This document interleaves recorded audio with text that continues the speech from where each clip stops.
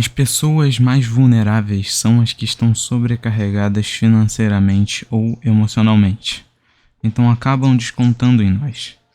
Eu não estou tentando salvar os mais vulneráveis. Sempre tive uma sensação estranha.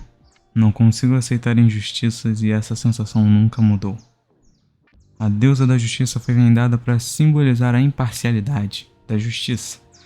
E se for para se resguardarem, as pessoas fecham seus olhos para tudo. Mas mesmo assim, para não afastar os que se agarram a mim, ao menos eu quero manter meus olhos abertos.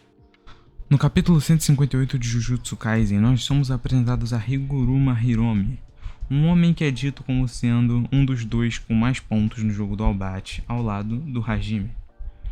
Porém, apenas no capítulo 159 que nós temos a sua apresentação e a sua origem.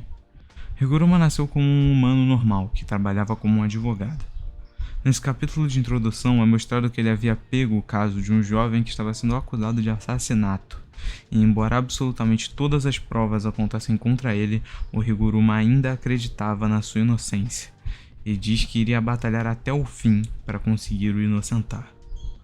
Uma colega de trabalho do Higuruma então questiona o porquê ele continua se esforçando tanto para proteger os presos que não o tratam bem, relembrando uma situação onde o Higuruma havia tido que defender um homem que tinha sido acusado de dirigir bêbado, e assim ele acabou falhando e o homem acabou insultando muito ele depois do tribunal.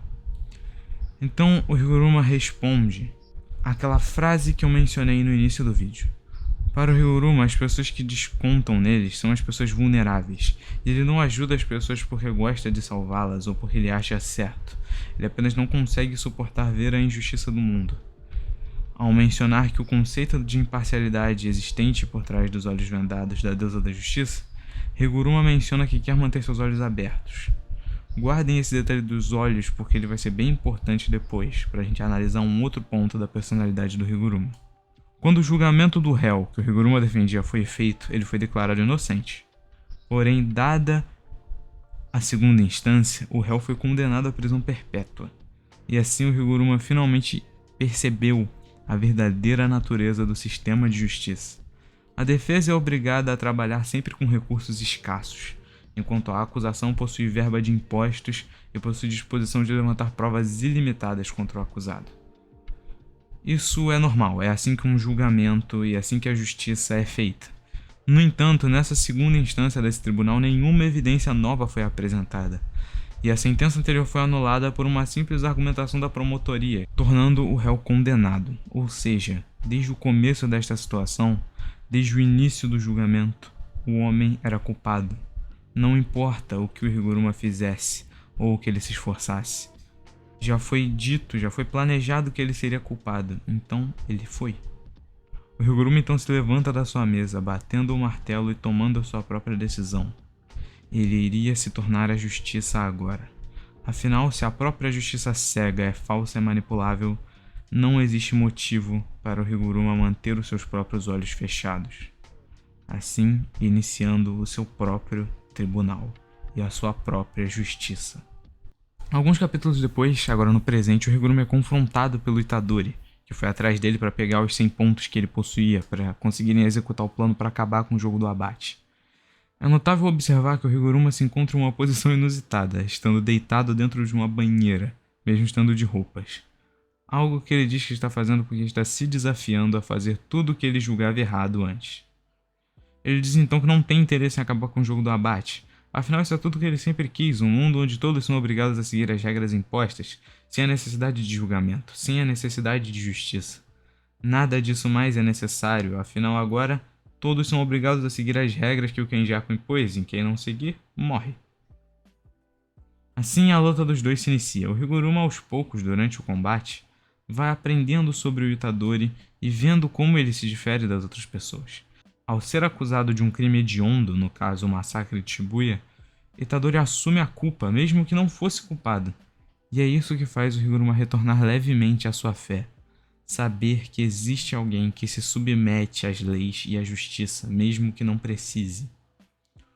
O Shikigami do Higuruma, o juiz, representa muito bem a hipocrisia e o simbolismo da justiça dele.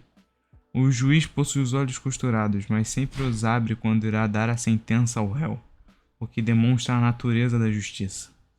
A justiça que Higuruma odeia fazer parte, a justiça que julga de olhos vendados, mas sempre os abre ao dar o veredito final.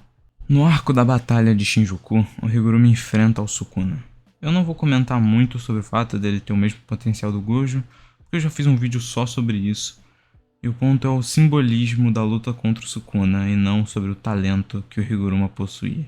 Antes da luta, o Higuruma conversa com o Itadori, mencionando que ele não espera sair vivo daquela batalha, e dizendo que a culpa iria consumi-lo se ele olhasse nos olhos do Itadori.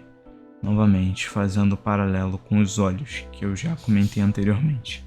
Além disso, ele também menciona que planeja apenas cumprir o seu dever e morrer tentando, se for necessário.